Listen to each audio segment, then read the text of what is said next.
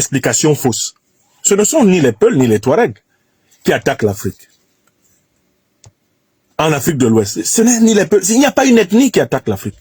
Il n'y a pas eu une réunion ethnique pour attaquer l'Afrique. Ça n'existe pas. Alors il faut chercher qui attaque l'Afrique aujourd'hui. Mais ceux qui attaquent l'Afrique aujourd'hui, mais ce sont ceux qui ont intérêt à ce que nous nous trompions d'ennemis et qui nous proposent de nous jeter sur nos frères Peuls et nos frères Touaregs. C'est-à-dire nous jeter sur nous-mêmes. La France menace d'attaquer militairement l'Afrique. L'annonce de cette nouvelle incroyable vient d'être faite par un général militaire français au gradé, le général Lecointre. Celui-ci, sans gêne, affirmait lors d'une interview que la France prévoyait de se constituer militairement pour aller défendre ses intérêts perdus en Afrique. Cette déclaration, pour le moins très déplacée et choquante, intervient après que l'ancienne puissance coloniale ait été chassée comme une vulgaire mendiante de bon nombre de pays africains qui ont eu marre d'elle et ses pratiques criminelles et mercantilistes. Des propos du militaire qui ont provoqué la colère des peuples africains qui disent qu'ils n'hésiteront pas à frapper fort si jamais ce pays criminel tente quoi que ce soit du genre sur son sol. Pour ces pays africains pacifiques, la riposte farouche sera sans appel et la France ne résistera pas. Si jusqu'ici elle a pu se remettre des multiples humiliations à elle infligées, dans le cas d'espèce, ce sera le coup de grâce. Voyez comment des gens ne peuvent plus vivre en paix parce que des petits diables passent leur temps à ruminer le mal. L'Afrique a toujours été pacifique, mais cette fois-ci, elle ne le sera pas. Elle va se déchaîner et peser de tout son poids pour se faire respecter. Partage cette vidéo au maximum, toi qui la regardes, afin que le monde entier soit au courant de ce qu'il prévoit de nous faire. Car quand nous riposterons, il ne faudra pas nous traiter de méchants. Tchokri, l'air est très très grave. L'attaque groupe armé en Guinée-Conakry sur le frontière Mali-Guinée. Oui, vous avez bien compris, vous ne dormez pas.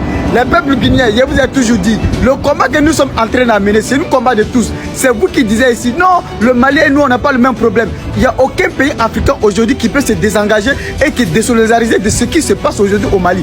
Parce que ce qui est en train de se passer, c'est la récolonisation, réforme de l'impérialiste pour déstabiliser toute la région et pour mieux s'implanter.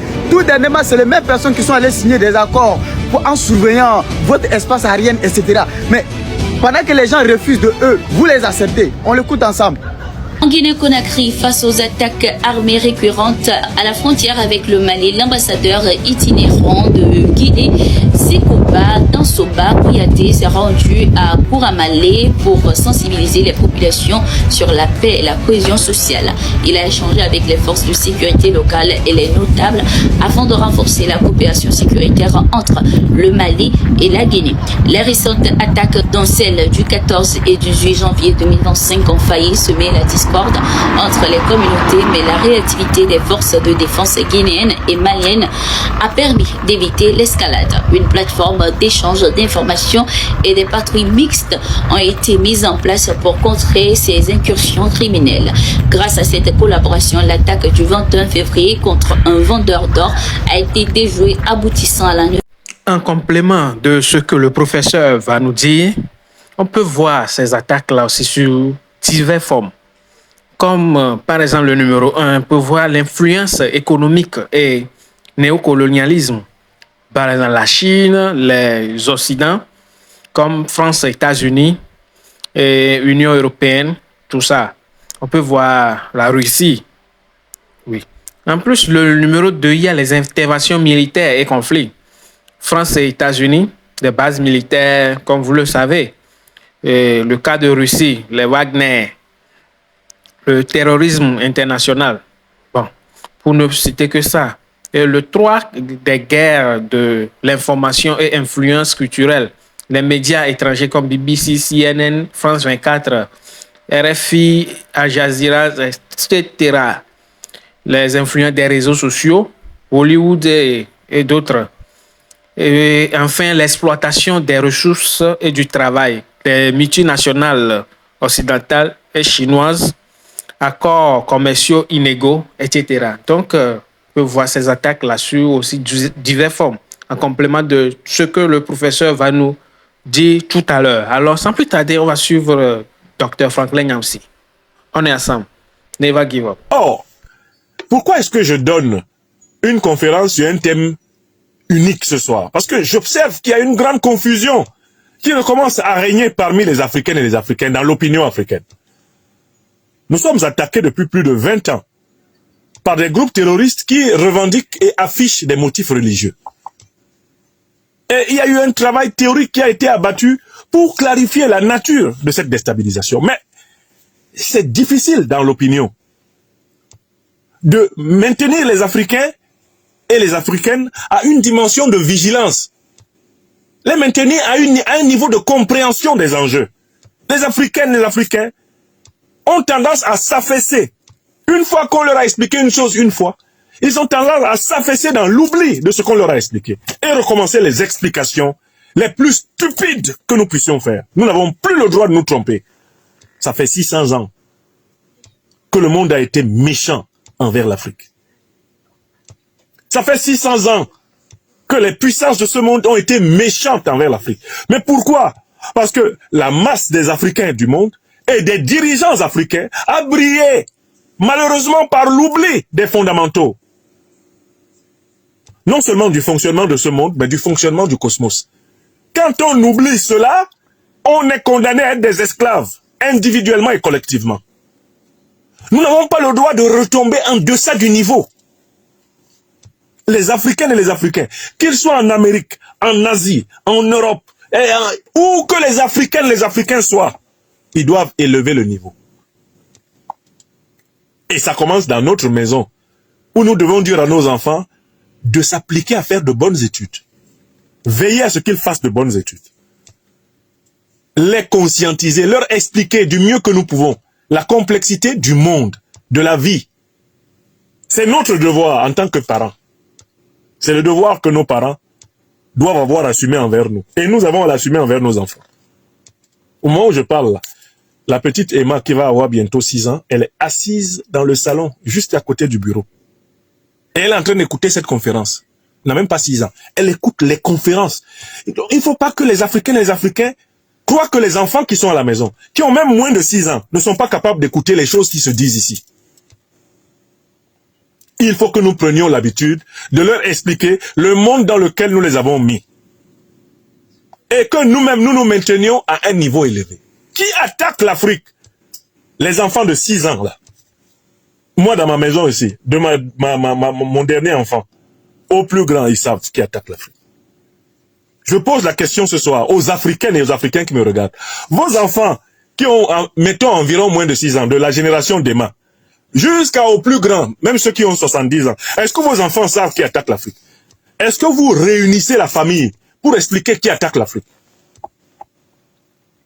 Est-ce que vous expliquez aux enfants de toutes les générations, depuis les petits de, mettons, 5-6 ans là, jusqu'au plus grand, même de 90 ans, est-ce que vous avez des moments en famille où vous expliquez aux gens ce qui se passe pour l'humanité africaine dans le monde? Mes frères et sœurs qui m'écoutez, si vous ne le faites pas, c'est grave. C'est grave. On est en train de prendre le risque de la disparition des Africains. Il y a beaucoup de gens qui suivent les conférences ici qui n'en parlent à personne autour d'eux. Ah, si les enfants passent par là, ils entendent, tant mieux. Si l'épouse ou l'époux passe par là, il entend, tant mieux.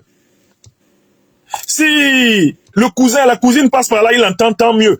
Il est temps de changer parce que les autres communautés, les autres collectivités et les puissances politiques ont l'habitude de la transmission des fondamentaux de la situation cosmopolitique à leurs enfants. Dans les familles de l'Europe, dans les grandes familles de l'Asie, la transmission se fait tous les jours.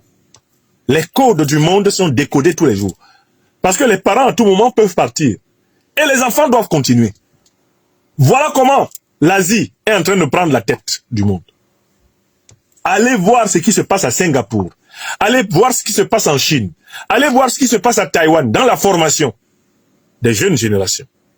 Vous comprendrez que c'est dans l'éducation des jeunes générations que nous, Africains, on a été doublés.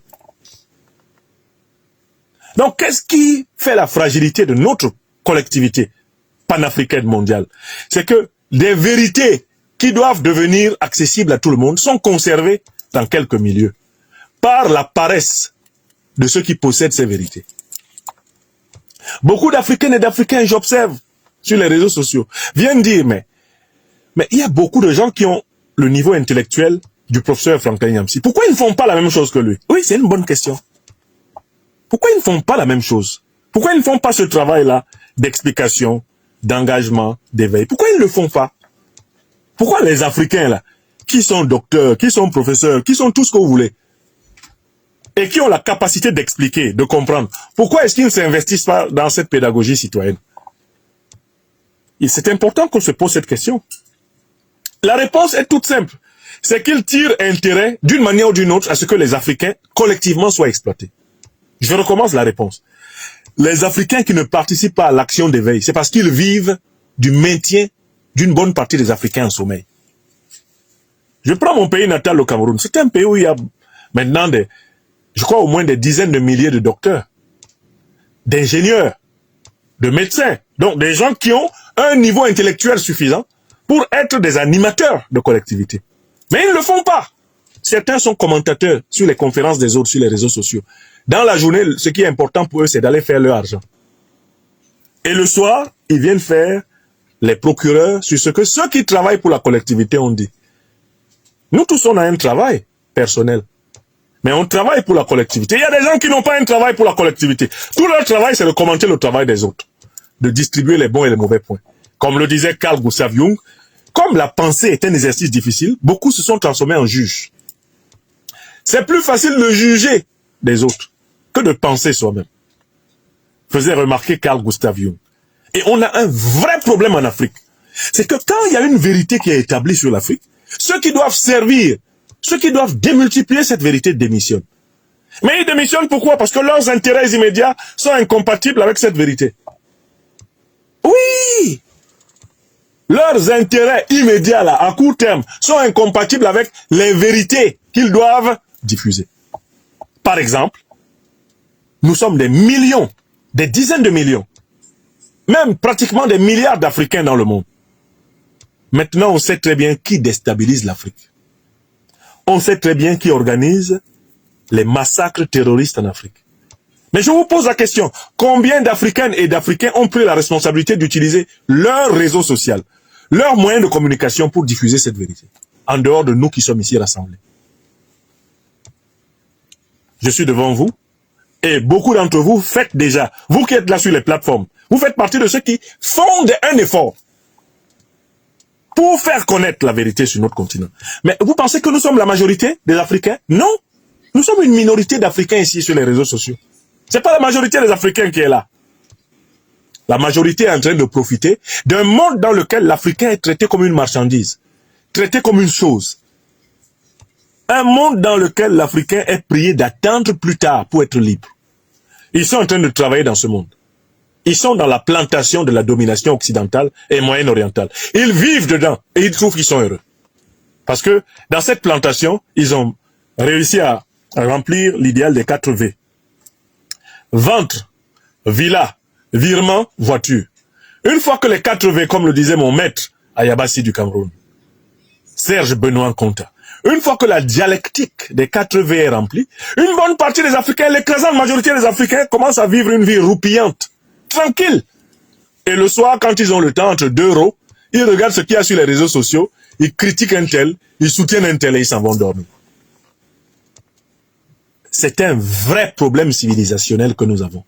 Et je voulais m'insurger contre tous mes frères et toutes mes sœurs, pères et mères de famille, qui sont en train de laisser passer l'occasion que nous avons tous de redresser l'Afrique. Nous tenons en main une grande vérité à transmettre à nos enfants, à nos petits-enfants, à nos arrière-petits-enfants, pour qu'ils soient plus libres que nous. Pour qu'ils vivent dans un monde où ils sont plus libres que nous. Nous tenons ça en main. Mais nous nous amusons à nous comporter comme si c'est l'affaire de Nathalie Yam, de Kemi Seba, de Nyamsi Wa Cameroun et de quelques autres Gugus. Bon. Ou de nous autres qui sommes, mettons, on est peut-être maintenant là environ 5 000, 6 000 sur les réseaux sociaux en train de regarder cette conférence. C'est déjà pas mal. Mais est-ce que vous savez que même les 5 000, 6 000 que nous sommes au total, éventuellement là maintenant, sur toutes les plateformes, mais nous sommes une minorité en fait. La majorité ne veut pas affronter le problème. Mais la majorité est au courant. La question est qui attaque l'Afrique aujourd'hui? Je commence par les fausses réponses. On veut nous dire que ceux qui attaquent l'Afrique, ce sont des groupes ethniques particuliers. Je recommence, hein. Je fais d'abord la liste des fausses réponses à la question qui attaque l'Afrique. S'il vous plaît, notez les fausses réponses. Première fausse réponse. Ceux qui attaquent l'Afrique appartiennent à des groupes ethniques particuliers. Vous allez remarquer que c'est ce qui est employé dans les Grands Lacs. Qui attaque l'Afrique? On dit c'est les Rwandais. Oublions que le Rwanda est un pays qui est sous la dictature de Kagame et qu'une bonne partie des Rwandais n'est pas libre. Parce que Kagame les broie. Voilà une réponse trop facile qu'on donne dans les Grands Lacs. Qui attaque le Congo? Les Rwandais. Mais est-ce que vous avez regardé la situation politique du Rwanda? Si vous regardez donc la situation politique du Rwanda, vous verrez qu'il y a une catégorie particulière de Rwandais. Ceux qui tiennent le pouvoir au Rwanda, la bande à Kagame. Et ils sont soutenus par les Européens, l'Union européenne. Ils sont soutenus par l'OTAN pour déstabiliser le Congo. Vous voyez? Si vous creusez derrière l'accusation contre les Rwandais, vous remontez très bien, vous vous rendez compte qu'il s'agit d'une association de malfaiteurs d'allure mondiale.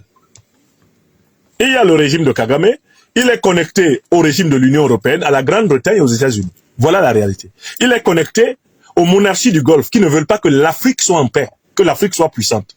Parce que ça voudra dire que leur privilège pétrolier va disparaître. Voilà Kagame. Prenons seulement Kagame.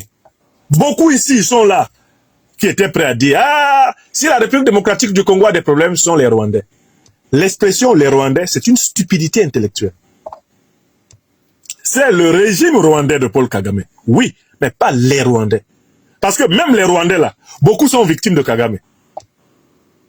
Beaucoup sont en exil à cause de Kagame. Il faut en tenir compte quand vous parlez. D'accord? Je prends l'exemple congolais. On a tendance à identifier un groupe ethnique, une nationalité, à l'exclure. C'est de la paresse intellectuelle. Et voilà comment les Africains se font abuser. Mais est-ce qu'en République démocratique du Congo, il n'y a pas des Congolais qui sont aux côtés du M23 et même dans le M23 pour casser le Congo? Nangala, c'est un Rwandais. Museveni là, le régime ougandais qui est dedans là, est-ce qu'il est tous les Ougandais? Est-ce qu'il n'y a pas des Ougandais en difficulté en Ouganda d'exister à cause de la répression de Museveni? Nous devons prendre l'habitude de penser. Penser, c'est-à-dire regarder la complexité des situations. Je remonte maintenant, je viens en Afrique de l'Ouest. Mais qui attaque l'Afrique de l'Ouest? Voilà les réponses qu'on veut nous imposer. Hein.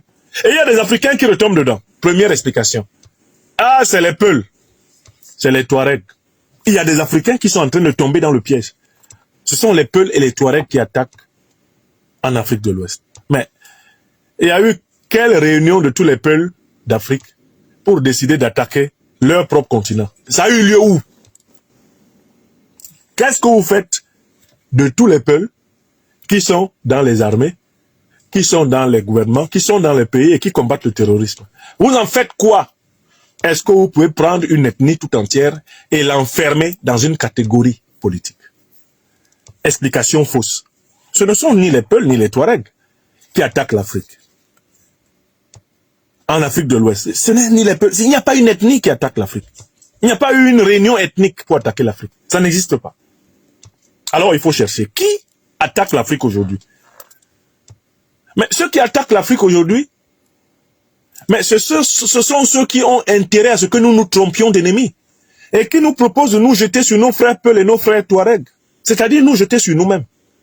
Parce que toutes nos familles sont des familles de Peuls, de Touaregs, de Bambara, de Moussi, hein, de Haoussa, hein, de Bassa, de Bamileke, hein, de Bantou, hein, d'Arab Koa, hein.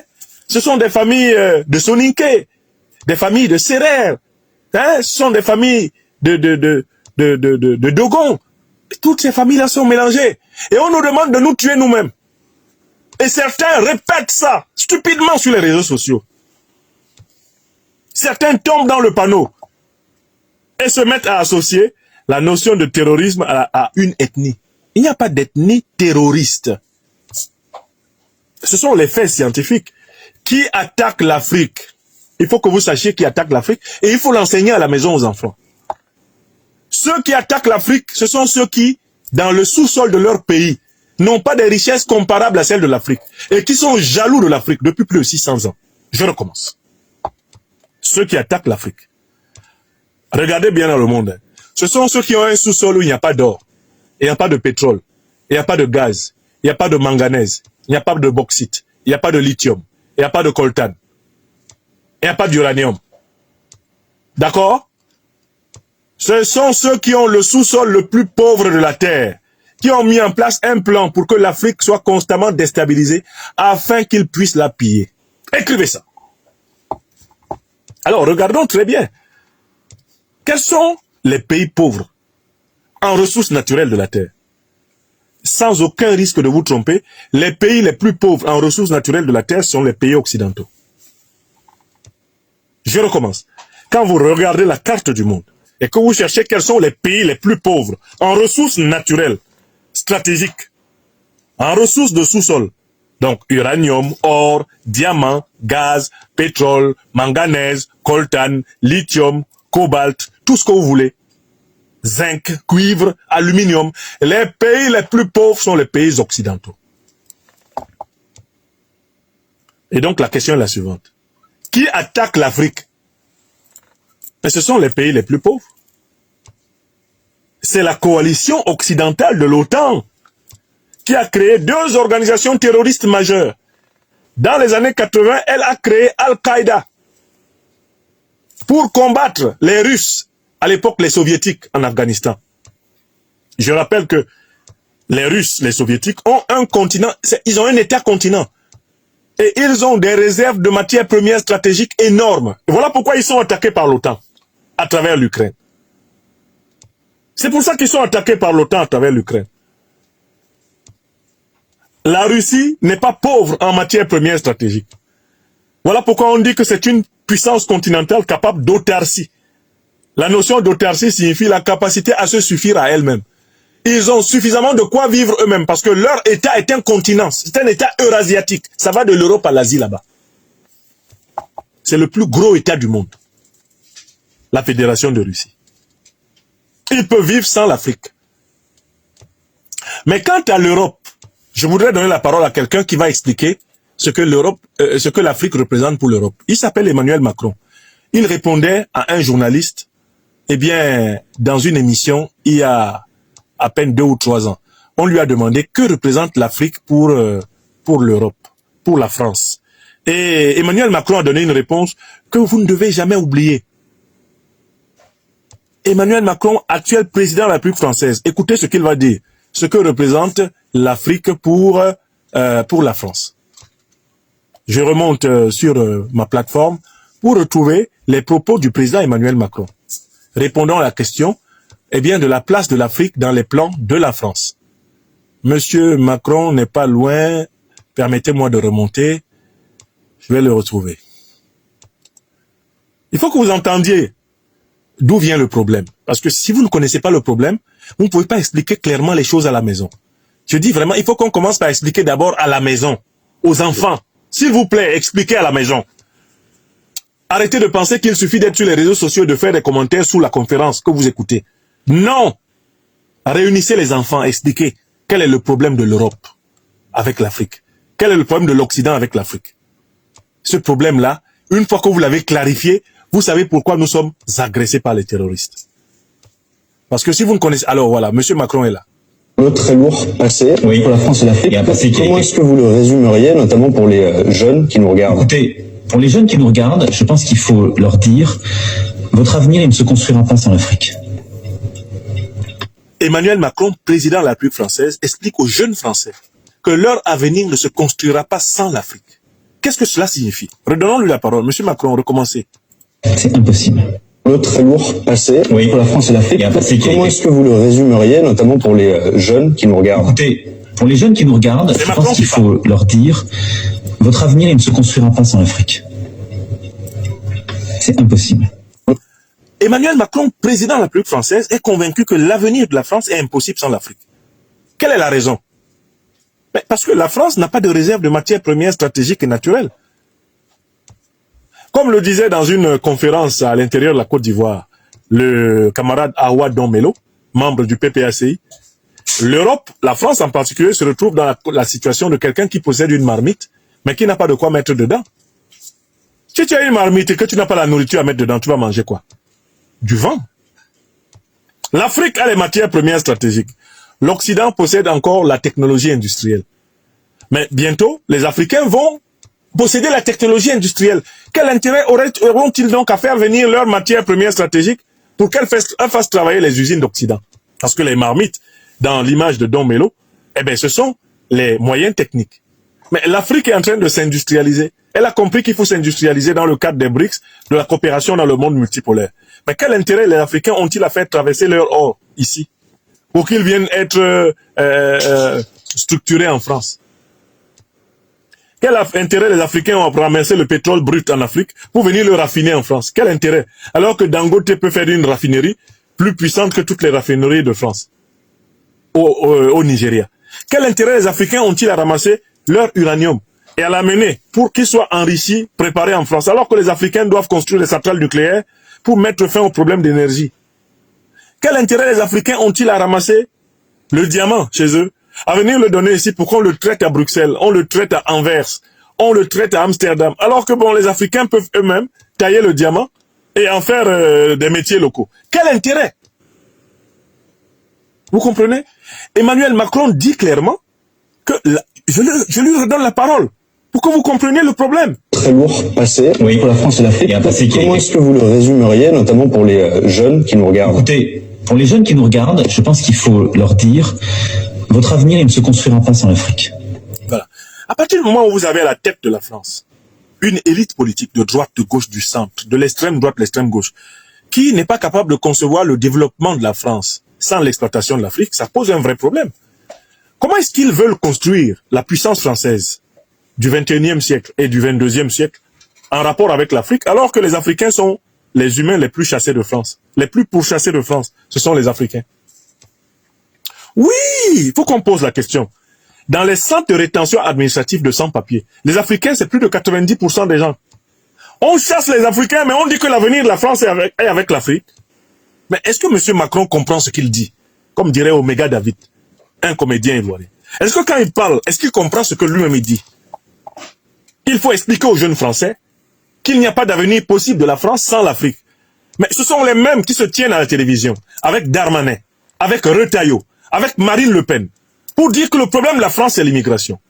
Et le vice-président américain, DJ Vance, vient faire tout un discours devant la classe politique européenne pour leur dire « Vous êtes en danger, vous êtes menacés par l'immigration. » Macron, lui, vient nous dire « La France n'a pas d'avenir sans l'Afrique. » Mais c'est de la schizophrénie politique. Voilà les gens qui savent qu'ils n'ont pas d'or, ils n'ont pas de pétrole, ils n'ont pas de gaz, ils n'ont pas d'uranium, ils n'ont pas de manganèse, ils n'ont pas de coltan, ils n'ont pas de lithium. Ils n'ont pas de cuivre, ils n'ont pas d'aluminium, ils n'ont pas de zinc.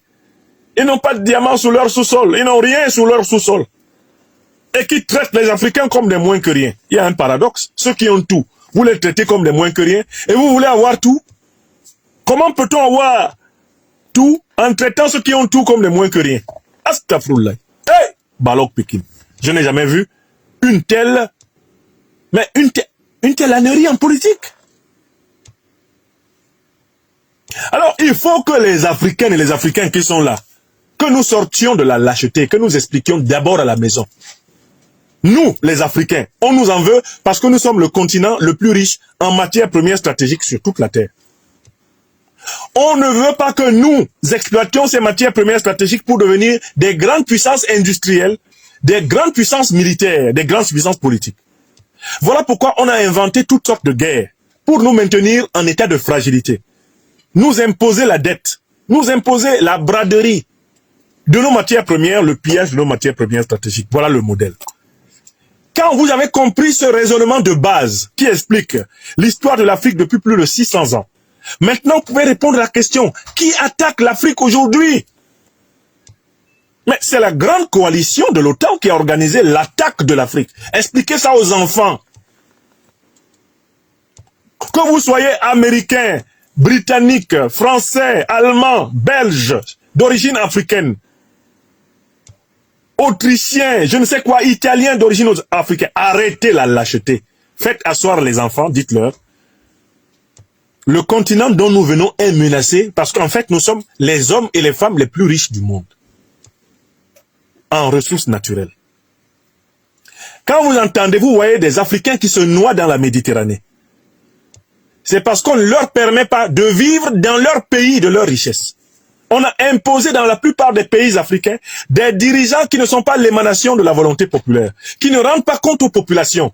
Donc des dirigeants qui pillent l'Afrique en faveur des multinationales étrangères, occidentales et orientales. Ces dirigeants, par conséquent, produisent la misère en Afrique. La jeunesse africaine a donc les yeux rivés vers le désert, les yeux rivés vers la Méditerranée, les yeux rivés vers l'Amérique, parce que c'est là-bas que se trouvent les usines où on transforme l'or, le pétrole, le manganèse, l'uranium, le coltan, le lithium, qui viennent de chez nous. Comme l'a dit le président Ibrahim Traoré, lors de sa visite en Russie, il est temps que la jeunesse africaine aille réclamer ses droits dans les palais présidentiels. Parce que ce sont les voyous installés par les impérialistes et les colonialistes occidentaux dans les palais qui organisent le pillage de l'Afrique au détriment de sa population. Alors, qui attaque l'Afrique aujourd'hui? Nous devons répondre clairement, ce sont ceux qui sont pauvres en ressources naturelles et qui ont mis en place des organisations terroristes pour pouvoir nous piller ad vitam aeternam. Je recommence une deuxième fois. Qui attaque l'Afrique aujourd'hui? Ce sont les puissances pauvres en ressources naturelles et qui ont mis en place des organisations terroristes pour pouvoir piller l'Afrique ad vitam aeternam. Une troisième fois. Qui sont ceux qui attaquent l'Afrique? En résumé, comme le professeur vient de le dire, ceux qui sont pauvres en ressources naturelles. On peut voir qui? Exemple, la France. La France et Belgique, c'est un pays occidentaux. Oui. Donc, en résumé, c'est ceux-là, les occidentaux et ceux du Moyen-Orient. Oui, ils sont dedans. Il a cité ça dans sa conférence.